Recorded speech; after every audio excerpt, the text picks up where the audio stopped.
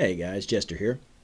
So about a month ago I did a video about High Elves being possibly the most vanilla race of Dungeons & Dragons. And in that video I mentioned several of the human races in the World of Greyhawk.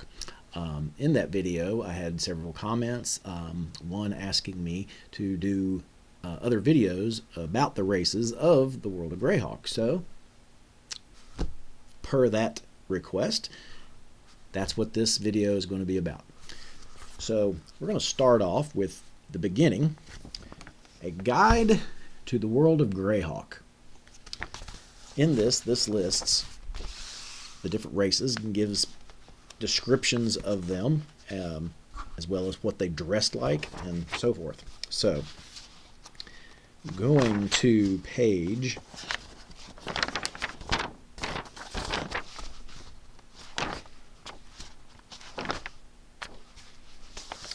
Page 13. Characteristics of the races inhabiting the Flanaess. There are few pure racial groups extant on the Flanaess, save perhaps at the fringe areas of the continent. Of course, the races of demi-humans are relatively unmixed, but humankind, as is its wont, has industriously intermixed in the central regions to form a hybrid type which has actually become the norm. First race, Bakloonish. The Bakloonish people have golden-hued skin tones. Eye color is commonly gray-green or green, with gray uncommon and hazel rare.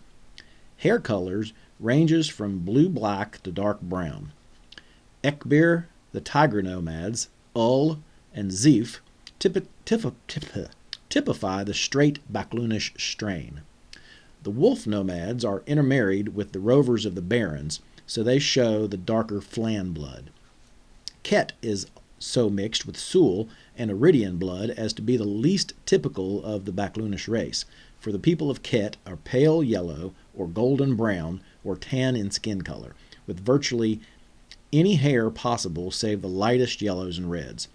Both the Panem tribes and Tusmet show occasional admixture also.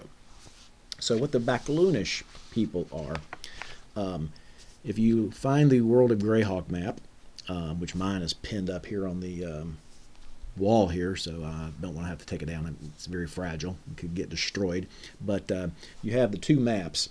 You have Western Oark and Eastern Oark. And the Western map, or sorry, which was it? Yeah, this one.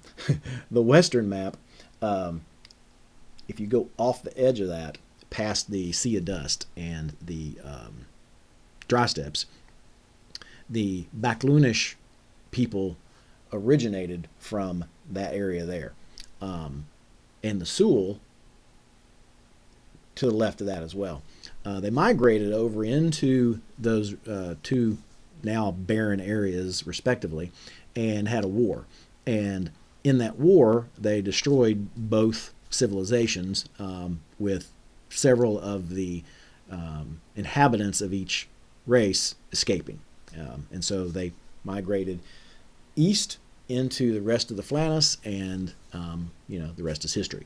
But the Bakloonish, for the most part, if you want to compare it to real-world people, are your Arabic, your Asian, somewhat Asian, more of the Turkish Asian, your Mongols, that sort of thing, and more like the old Mongol, Turkish, Russia mixture in that sense back in the day, way back in the day.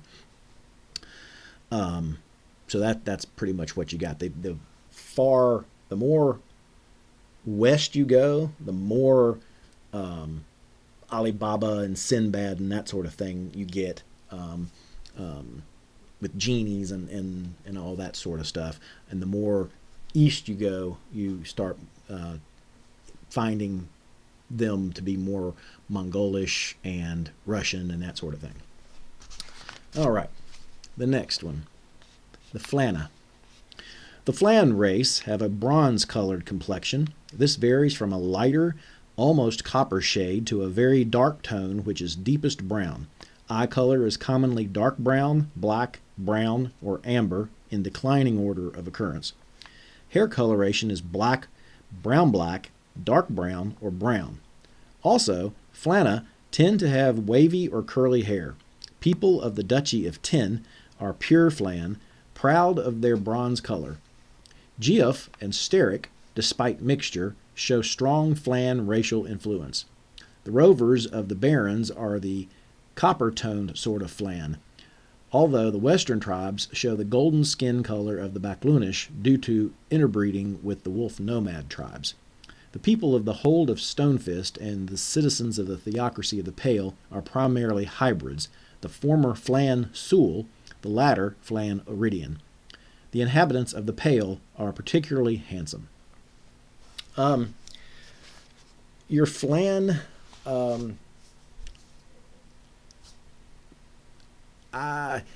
it's an odd race to really try to pinpoint in real life. I would say that it would be more so on your Germanic type races, not so much the lighter skin tones Germanic, but the real more kind of a mixture between Germanic and Native American Indian, really. If you can try to figure that out. But that's pretty much what they are, because when you get to the Hold of the Stonefist and the Rovers of the Barrens and the Wolf Nomads, you're looking at more like American Indian style civilizations, but they have more developed weaponry, so they'd be in that regard more Germanic. All right.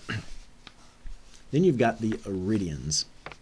The Iridians have skin tones ranging from tan to olive. They have hair which runs the gamut of color from honey blonde to black, although brown and reddish brown are most common.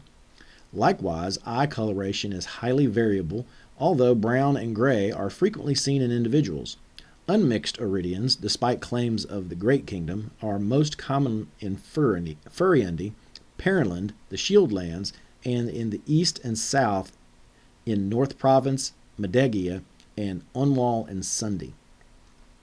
Iridians is going to be more like your traditional Germanic and European style peoples, more like your French, Italians, Germans, that sort of thing.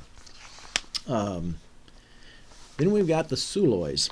Now the Sulois, or the Sul people, were the ones that went to war with the Baclunish way back. The fleeing Sul folk were scattered in a broadcast fashion across the Flanaess, so that most tended to mix with other groups. The Sul race is very fair-skinned, some being almost albino. They have light red, yellow, blonde, or platinum blonde hair. Eye color varies from pale blue or violet through deep blue, and gray occasionally occurring. Curly to kinky hair is common. The inhabitants of the Duchy of Ernst are nearly of pure Sul race. The frost, ice, and snow barbarians are perfect specimens of unmixed Sulois blood. The nearly albinoid snow barbarians are the best example.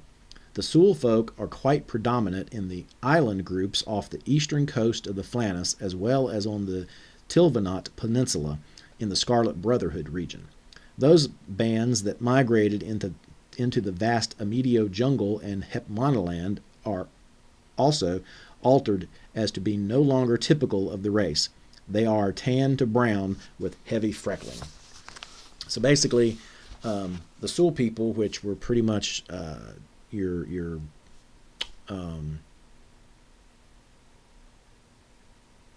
very light-skinned, blonde-haired, blue-eyed, pretty much the Scandinavian, Norwegian, that that style of folk.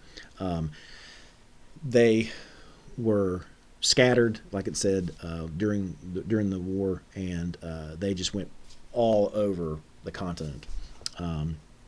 The purest of the races still hold in the extreme northeastern areas where they are barbaric now. You got the 3 different tribes of barbarians.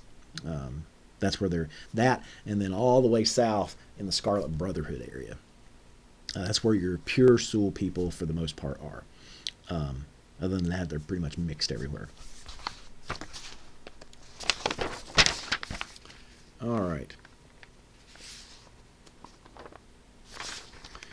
The predominant racial strain, in particular admixtures of each of the major states of the Flanaess, is given in the list which follows. The first letter is the predominant strain, thus capital O, capital S, small f, would mean an admixture of Iridian with a strong Sul strain and a weak Flan mix. And it goes on and gives you a list of all the different kingdoms and what the predominant race in that kingdom is, based on the racial breeding mixtures. All right. In general, the skin color of an individual is of no particular importance. The dark Flan complexion shows up quite often in most nations. By contrast, the nobles of the Great Kingdom are proud of being light-skinned, just as the rulers of Ten are overly conscious of the supposed superiority of their deep bronze color. In the central region of the Flanaess, from western Ernst Duchy to Geoff, there is little heed paid to either skin color or racial type, whether human or demi-human, or even humanoid in some places. The main exception to this is the demi-human kingdoms, where humankind is judged inferior, especially in Selene. All right, so you've got some other smaller races, I guess you'd call them. If you go to the jungles, to Hepmanaland and the Amedio jungle, you've got the Tuuv, T-O-U-V race. That wasn't originally in the Greyhawk guide, the Greyhawk guide here. It came out later in the Scarlet Brotherhood accessory. If I'm not mistaken, that was by Sean K. Reynolds.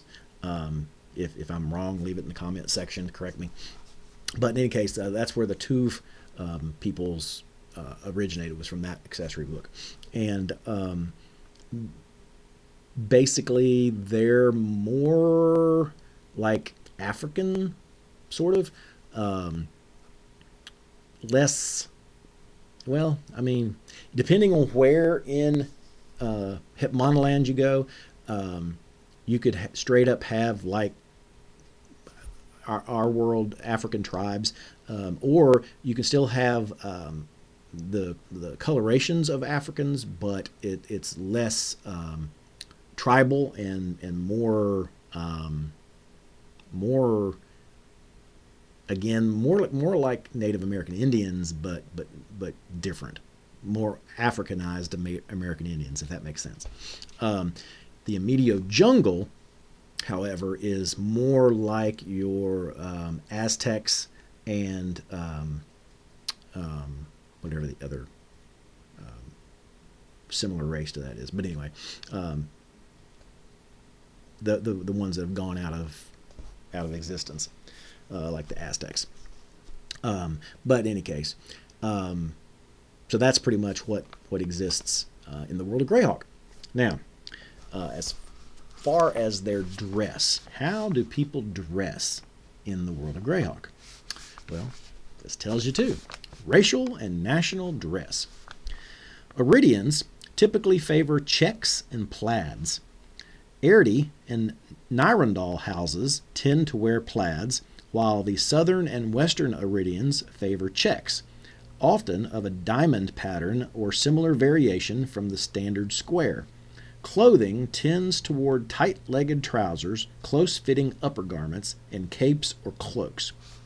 And I just have to say, I love the way they just tell you how everybody normally dresses and everything, but I'm a big miniatures painter, and none of the, I mean, even though this was the first world that was ever put out, none of the miniatures companies went by any of this. So it's really hard, unless you're like a really expert painter, it's really hard to get checks and plaids on a solid miniature and make it look really good.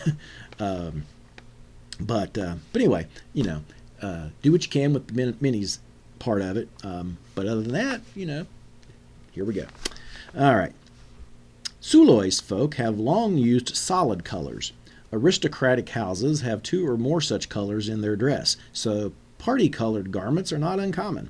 Similarly, the Sul people tend to favor display of emblems or tokens on their garments, typically of a contrasting color to their basic one. Dress was originally loose pantaloons topped by a baggy blouse. This form of dress has been changed to meet the needs of the varying climates, so the northern Sulois barbarians wear furs and skin garments, while those in the southernmost area have replaced the blouse with vest-like upperwear. Flanner once wore brightly hued body paints, with yellow, ochre, and vermilion being the favorites. While the rovers of the Barrens still use considerable body painting, where their high boots, loincloth, and chest and arm leather don't cover them, the more civilized Flan dressed in the mode currently fashionable in their portion of the continent. Garments, however, tend to be of solid primary colors with very bright hues predominant.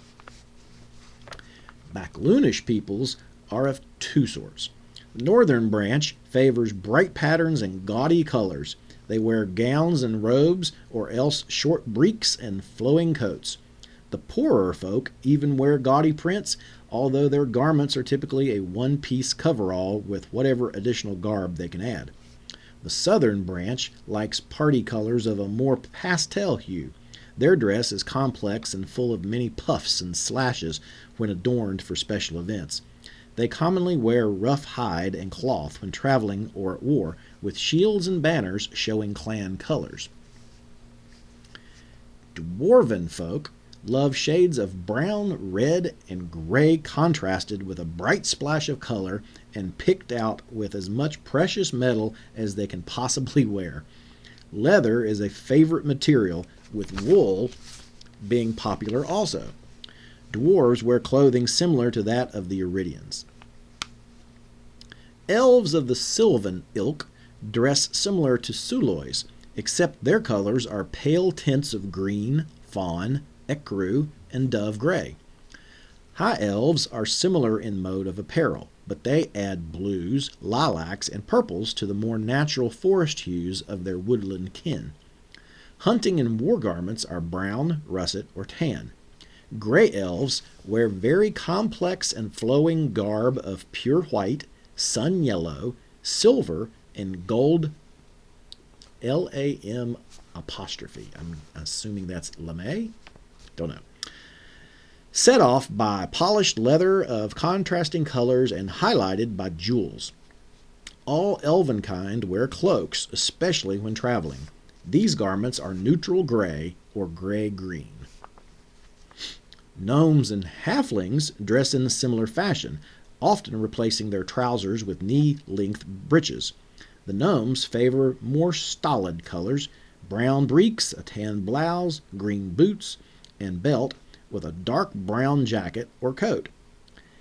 A halfling in the same garb might have a yellow shirt and top off with a cap of green with a bright yellow feather in it. Both races will often wear striped clothing.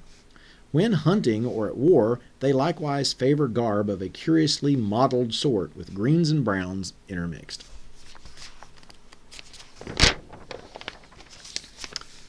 And finally, for today's video, we're going to talk about their languages.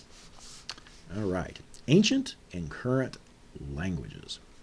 Most scholars agree that only 5 of the countless dialects of Eastern Auric were or are spoken by enough people to be properly called languages. These are Common, Sulois, Flan, Ancient Backloonish, Old Iridian. Sulois. This ancient and widespread language became all but extinct when the rain of colorless fire destroyed the Sulois Empire. That was half of the war. Today, it is rarely spoken, even among the few scholars who know the tongue. Rather, it exists in its written state for the sake of those who would delve into the surviving arcane tomes of the Sul people. Flan. Doubtless the oldest language still spoken to any considerable extent. The Tenna still speaks Flan, albeit a time-corrupted version of the language that once was widespread throughout the Flanaess. A stagnant language, it is difficult to translate modern concepts into Flan. Ancient Baclunish. One of the ancestors of the common tongue, Baclunish nevertheless bears its offspring little resemblance. This is to be expected after nearly a millennium of change, however. The Panem tribes still speak ancient Baclunish, although some traders and educated men learn common for dealings with outsiders. Old Iridian. A younger language, Iridian was totally free of outside influences until a few centuries ago. As a result, its linguistic components are unique, and translation into any language except Common is all but impossible. Common. A combination of ancient Baclunish and the dialect of Old Iridian, spoken in the Great Kingdom, forms the basis of this new, widely used tongue. Virtually anyone who crosses national boundaries must learn at least a smattering of Common or be greatly handicapped. It is frequently the case that one language must be translated into Common before it can be translated into another desired language. This is possible because of the university of Common's roots. Now, I'll say this. Usually in Dungeons & Dragons, everybody speaks Common. Okay? Because Common's common. But here, it alluded to the fact that not everybody might speak Common. Just like, for instance, back in the 80s, for the most part, you could say the English language, whether it be American English or European English, the English language was the common language. And it's even been more so since then. But again, not everybody speaks English. Okay? So what it's saying here is if you're going to cross national boundaries, if you're going to get out of your comfort zone and out of your own people and whatever language you speak, and you're going to cross into other people's territories, you better speak their language, which is common. So pretty much everybody, that's going to be crossing boundaries speaks Common. Okay, just had to put that in there real quick there. All right, but those aren't the only 5 languages. In addition to the above 5 languages, there are several dialects and sub-languages worthy of note.